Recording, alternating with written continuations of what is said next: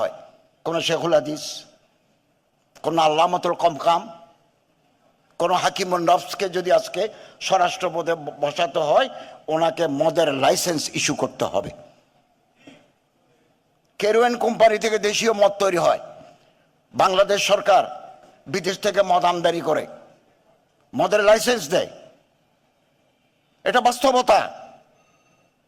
আপনি ঘরে বসে মোবাইলে আশেপাশে কথা বলতে পারবেন, রাষ্ট্র পরিচালনার জন্য সেক্রেটারিয়েটে আসেন না, দিতে হবে।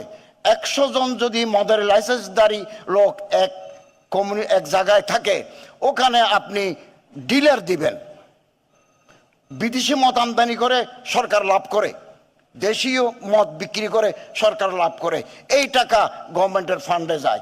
ওই ফান্ড থেকে এদেশে রাস্তাঘাট, মসজিদ, মাদ্রাসা, শিক্ষকদের বেতন দেয়।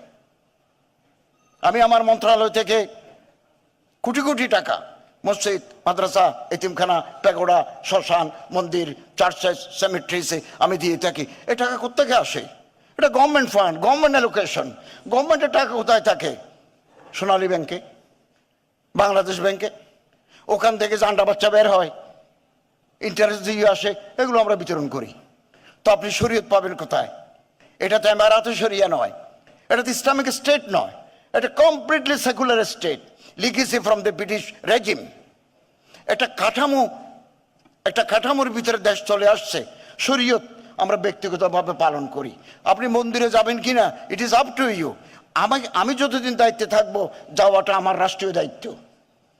ফেব্রুয়ারিতে নির্বাচন হলে আমরা ঘরে চলে যাব, তখন আমি মন্দিরে যাব না, তখন এটা আমার ডিউটি নয়, এটা আমার ডিউটি। আমি যে চট্টগ্রাম থেকে মাত্র আসলাম, কঠিন চিবর দান একটা অনুষ্ঠানে অংশগ্রহণ করতে গেছি। এই যে পারস্পরিক সম্প্রীতি, সৌহার্দ্য, এটা বহাল না থাকলে রাষ্ট্র অগ্রগতি লাভ করতে পারে না।